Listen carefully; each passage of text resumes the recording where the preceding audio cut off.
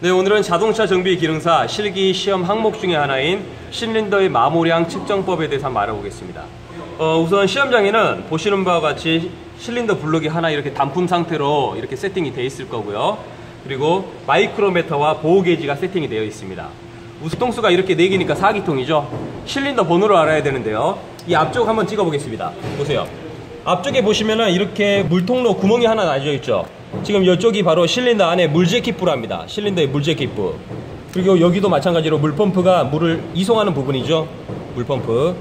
그래서 여기가 물펌프가 걸리는 부분이기 때문에 이쪽에 바로 타이밍 벨트 또는 펜 벨트가 꽂히죠. 이 밑에는 프론트 케이스 자리고요. 여기는 이제 크랭크 축이 들어가겠죠. 그래서 이쪽 부분을 우리는 앞부분에서 1번이라고 잡습니다. 그래서 실린더를 보시면은 1, 2, 3, 4번이 되는 거예요. 감독관은 분명히 실린더의 번호를 정해놨기 때문에 그 번호에서 측정을 하지 않으면은 이것 또한 좀 문제가 있겠죠. 그래서 꼭 1번, 2번, 3번, 4번 파악하시는 거 이것도 좀 알아두셔야 됩니다. 실린더의 마모량 측정법에 있어서 또 크랭크 축 방향이죠. 이게 크랭크 축이 들어가는 축 방향, 그리고 축의 직각 방향입니다. 근데 축 방향 3군데, 그리고 축 직각 방향 3군데입니다. 그래서 총 6군데를 측정을 하는데요. 실린더를 보시면은 상부, 그리고 중간 부분, 그리고 저 안쪽에 하부가 있습니다. 그래서 상중하로 축 방향과 축 직각 방향 총 6군데를 측정하는데요. 마모는 축의 직각 방향이 심합니다. 축 방향보다는 축 직각 방향의 마모가 심한 이유로서는 첫 번째 피스톤 링의 호흡작용과, 그리고 두 번째 치갑의 발생이 더 심하기 때문에 그렇습니다. 그렇죠? 그래서 축 직각 방향의 마모가 더 심한 거예요. 또한 직각 방향에서도 상부가 마모가 심하다면 결국에는 호흡작용이랑, 그리고 폭발 압력 또는 압축 압력 때 치갑이 센 부분 또한 상부이기 때문에 그런 거죠. 그래서 마모량 측정할 때는 상중하 6군데인데 상부 이 위쪽만 한번 측정해 주셔도 좀 무관하다 말할 수 있습니다. 그래서 측정법은 이렇게 보호 게이지를 사용한다 했는데, 지금 보호 게이지는 이렇게 손으로 누르면 들어갔다가 나왔다 하죠. 근데 들어간 상태로 위에 다이아를 잠가 버리면 나오지 않습니다. 이 상태로 이 다이아를 다시 풀면은 찰칵 나오는 거예요. 처음에는 손으로 눌려서 잠가 놓은 상태로 그대로 실린더 내를 들어갑니다. 그리고 이 상태로 이렇게 벌려 놓으면 어때요? 딱 벌어졌죠? 그리고 이 상태로 다시 잠가 주고요. 다시 빼주면 이게 실린더의 측정값이 되는 거예요.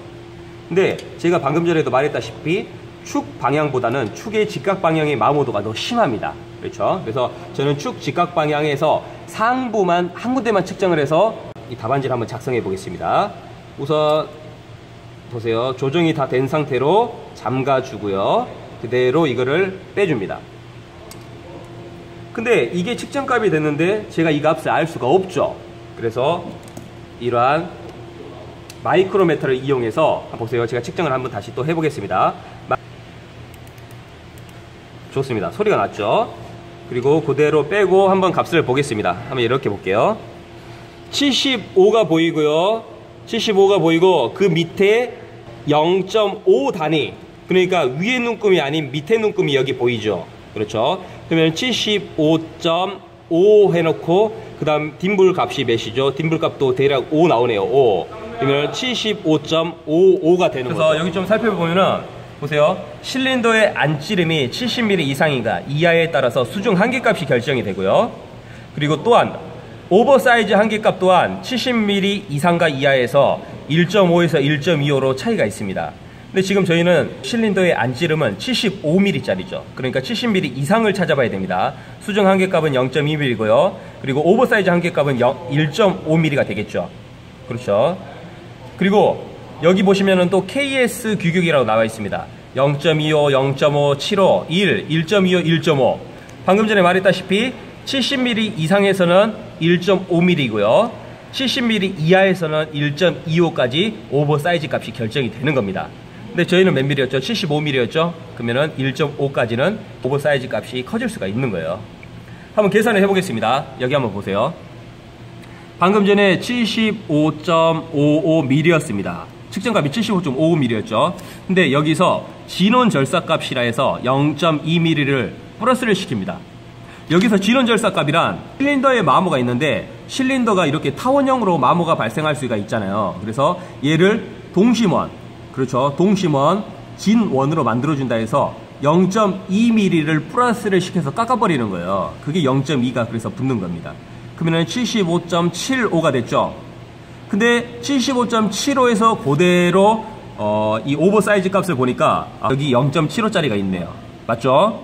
그래서 저희는 0.75mm를 결국에는 어떻게 해야 된다? 오버사이즈로 가공을 해야 되는 거예요. 만약에 이 측정값이 75.45였다.